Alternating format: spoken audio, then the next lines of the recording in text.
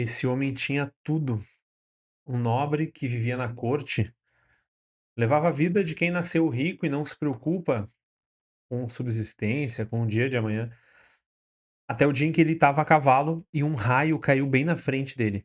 O cavalo disparou, ele foi jogado no chão, quase morreu, e no meio daquilo tudo ele ouviu uma voz. A mesma pergunta que Cristo fez a São Paulo: "Por que me persegues?" Eu tô aqui todo santo dia pra gente descobrir juntos todo santo do dia. Sou o Thiago Lacerda, do Hub Católico. Esse é o todo santo dia do dia 6 de junho. E hoje eu tive uma decisão muito difícil a fazer. Temos 2 grandíssimos santos, temos muitos grandes santos, mas eu tinha 2 santos que eu não podia não falar deles. Hoje é dia de São Norberto de Chantem, um fundador de ordem religiosa, e também é dia de São Marcelino Champagnat, um fundador de congregação. Ambos estão presentes no curso Pilares da Ordem, e eu precisava escolher qual deles eu ia abrir aqui para vocês e falar sobre ele, mesmo tendo uma aula lá, na verdade tendo 3 aulas, e qual o que ficaria para que vocês descobrissem.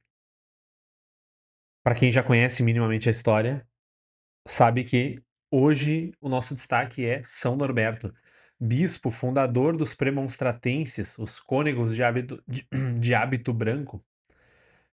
Só que antes, de ser tudo isso, o São Norberto, precisou dessa reviravolta, daquelas conversões que, eh, mudam a vida em antes e depois. A gente está no fim do século XI, começo do século XII. São Norberto nasce ali por volta de 1080, em Xanten, uma região na Alemanha, numa dessas famílias da alta nobreza. Ele cresce exatamente como um nobre daquele tempo cresce, com tudo garantido.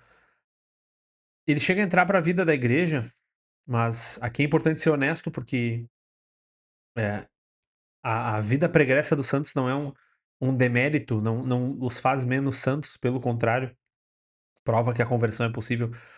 Ele entra de algum modo do jeito errado, ele vira um clérigo, né, vira sacerdote por conveniência, pela carreira, pelos benefícios.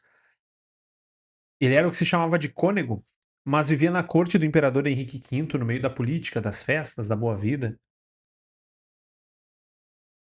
Ele inclusive recusou alguns cargos mais sérios dentro da igreja, justamente para não ter que mudar de vida, tá. Ele queria aquela vida boa que ele tinha. Ou seja, ele era um cônego de nome apenas, né, mas não tinha vida religiosa de fato. No final é assim que muitos de nós, inclusive, vivem na vida. Acho que é uma boa reflexão para o dia de hoje, é se a gente está sendo esse católico de fato, ou o católico que São Norberto era antes da santidade. O católico que era porque era cômodo, porque o meu grupo era católico, porque eu recebi alguma benesse por algum motivo, porque a sociedade, a parte em que eu vivo da sociedade, entende que é melhor que eu seja católico, porque eu não quero ir contra os meus pais ou contra os meus patrões. Eu trabalho numa empresa católica, eh, eu cresci católico e não sei mais como não ser católico. Ou eu sou católico porque de fato eu tenho fé, eu vivo o que é ser católico, eu creio na Santa Igreja, eu acredito que é a Santa Igreja de Deus. Bom, aí a gente vai ver como São Norberto mudou. Conta a tradição que São Norberto ia a cavalo para Vreden, quando caiu uma tempestade violentíssima e um raio atingiu o chão bem na frente dele. O cavalo se assustou, disparou, jogou São Norberto no chão e ele ficou ali caído quase uma hora, como se tivesse morto. Quando voltou a si, a primeira coisa que saiu da boca dele foi: Senhor, o que queres que eu faça? Que é a mesma frase de São Paulo, quando foi derrubado do cavalo a caminho de Damasco. Que na verdade, derrubado do cavalo é uma interpretação, a gente os Atos dos Apóstolos não falam que ele caiu do cavalo, né, caiu por terra. A mesma cena, né, séculos depois, eh, inclusive, eu já falei várias vezes sobre vários santos isso, mas vale para São Norberto, quando ele, cedeu a Deus, quando ele permitiu que Deus estivesse na vida dele, foi, de fato mesmo, não foi uma conversãozinha dessas nossas assim: "Ah, eu me batizei, fui batizado ali, mas também". Eu falei acho que esses dias até: "Eu sou católico, mas eu não concordo com tudo que a igreja fala também, né". Ele largou a corte, largou os benefícios, vendeu boa parte do que ele tinha, deu aos pobres e foi pedir ao papa permissão para ser pregador itinerante. Ou seja, ele virou um andarilho descalço, pobre, de cidade em cidade. Ele que tinha sido um nobre da corte do imperador do Sacro Império. As pessoas que o conheceram não acreditavam naquela conversão, naquela transformação. Não acreditavam que aquele era o mesmo homem que eles viram pouco tempo atrás. São Norberto pregava com um fogo que arrastava multidões. E é numa dessas pregações que um grupo quis viver com ele, quis ter ele como mestre, quis viver aprendendo a vida que ele levava. Ele funda então, num vale isolado da França, chamado Prémontré, uma comunidade nova de cônegos. Homens que viviam em comunidade sob a regra de Santo Agostinho, vestindo o hábito branco. São os premonstratenses, que vem de Prémontré, ou também chamados norbertinos por conta de São Norberto. O branco do hábito, justamente trazendo a pureza de uma vida que recomeça do zero, que se converte e se purifica. Tem um episódio que casa perfeitamente com essa semana, inclusive, que a gente está vivendo do Corpus Christi, numa cidade chamada Antuérpia, que fica na Bélgica. Existia um herege chamado Tanquelmo, que negava a Eucaristia. Ele dizia que aquilo não era nada, que o sacerdócio não valia, que a presença de Cristo no Santíssimo era mentira. E ele tinha conseguido convencer muita gente. São Norberto foi para lá, combateu de frente a heresia, com pregação, com eloquência, com verdade, com amor, e reconduziu o povo de Antuérpia à fé na presença real eucarística de Cristo. Por isso, inclusive, até hoje São Norberto é representado segurando o ostensório, segurando o Santíssimo. Ele é, de certo modo, um santo eucarístico. Vejam que providencial que a semana do Corpus Christi caiu nesse ano litúrgico, né? Já falamos sobre isso nos últimos santos, inclusive. Depois disso, contra a própria vontade, ele foi feito arcebispo de Magdeburgo, na Alemanha.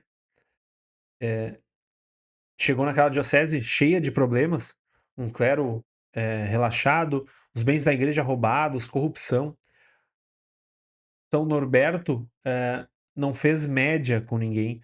Ele reformou tudo o que precisava ser reformado, cobrou de volta os bens da igreja, acabou com os abusos, exigiu seriedade do clero, fez uma reforma moral no clero. E claro, ele pagou o preço por isso. Nunca é fácil esse tipo de coisa, inclusive na nossa época talvez seja um pouco mais fácil.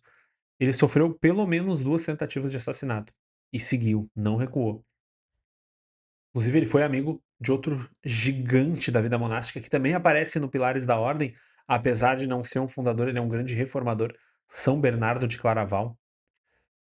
Ambos são pilares inclusive da igreja do século XII, tá?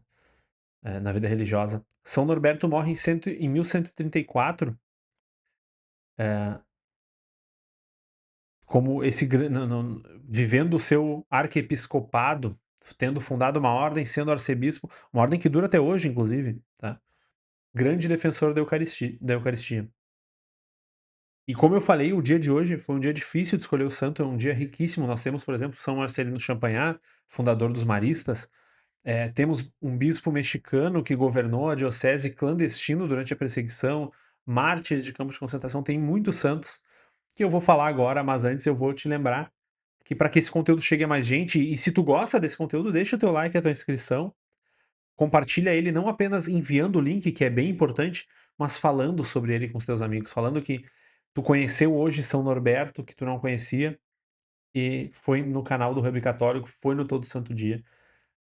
Fala, leva os santos para as tuas comunidades, para os teus grupos.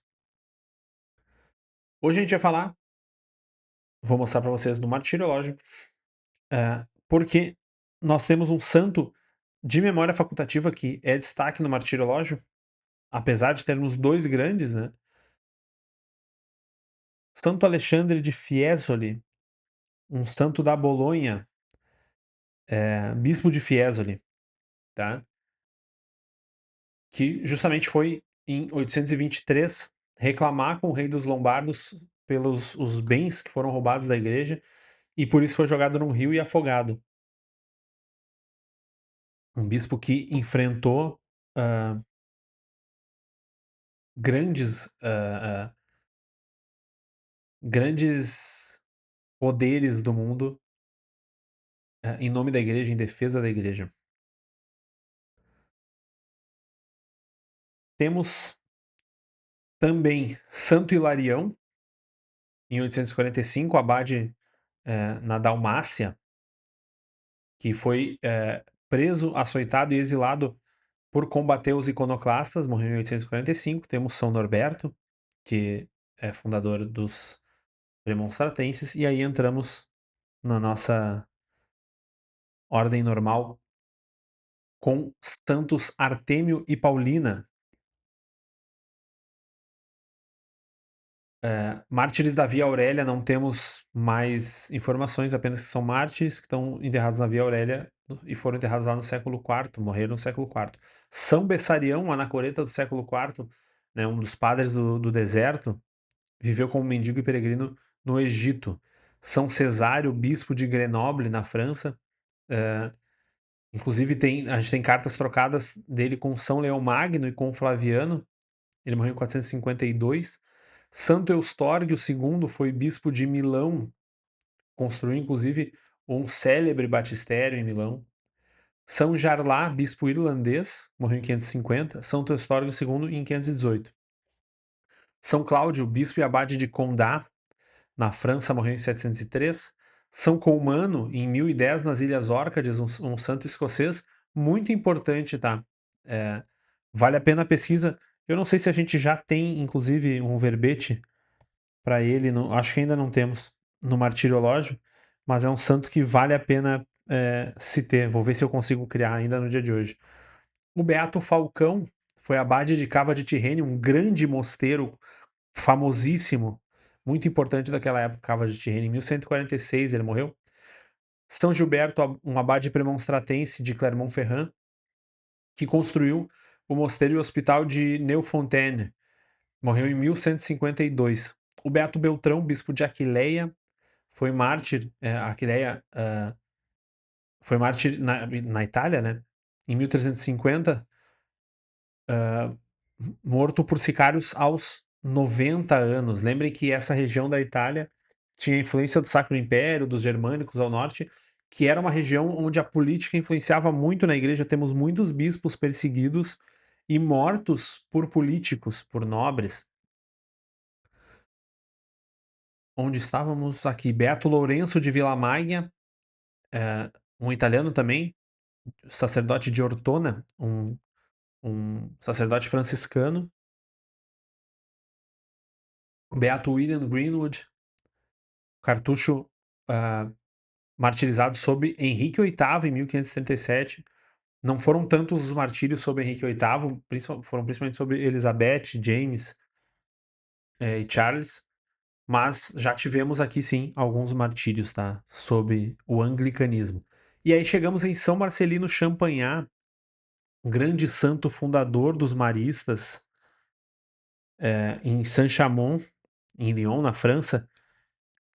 Fundou a Sociedade de Maria, fundou, um sacerdote da Sociedade de Maria que fundou o Instituto dos Pequenos Irmãos de Maria para a formação cristã. São os maristas que estão aí até hoje. Aqui em Porto Alegre, por exemplo, nós temos a Pontifícia Universidade Católica é administrada pelos maristas. Temos diversos grandes colégios, Champagnat, Rosário, grandes colégios da capital são colégios maristas. Depois temos São Pedro Dung, São Pedro Tuan e São Vicente Duong, em 1862, no Vietnã. Dois pescadores e um agricultor que foram queimados por se recusarem a pisar na cruz. Só lembrando, São Marcelino Champagnat, eu não falei tanto, mas ele tá no Pilares da Ordem, já um santo muito mais próximo da gente. As ordens religiosas foram evoluindo de algum modo, juridicamente, digamos. Nós temos as congregações do século XIX e tudo mais, então ele tá nesse fio aí. São Rafael Guizar Valência, bispo de Vera Cruz, um bispo que foi, no tempo da perseguição dos cristeiros, a perseguição mexicana, ele foi, bispo exilado, tá. Apesar de exilado e clandestino, conseguiu exercer valorosamente o seu ministério episcopal, é o que nos diz o Martírio Lage morreu em 1938. E trinta e oito. E por fim, o beato Inocêncio Gus, morreu na Alemanha, um sacerdote, um religioso, sacerdote também polonês, franciscano, que foi morto no campo de concentração, em 1940. Me conta aí qual dos santos te chamou mais atenção. Será que foi um dos fundadores, São Marcelino, São Norberto? Foi algum dos santos do Oriente? Me conta qual deles te chamou mais atenção. Deixa o teu like, a tua inscrição. Não esquece, se tu puder colaborar, ser membro. O QR Code tá aqui, o link tá aqui embaixo. O link do Martiriológio aqui que eu mostrei pra vocês também tá sempre aqui embaixo. O Martiriológio é feito pra vocês, tá? É para que vocês usem no dia a dia, na pastoral, na paróquia. Fiquem à vontade para usar, para se referir, para tirar print, para enviar, para compartilhar. Ele é feito pra vocês. E eu te espero amanhã para mais um Todo Santo Dia. Tchau.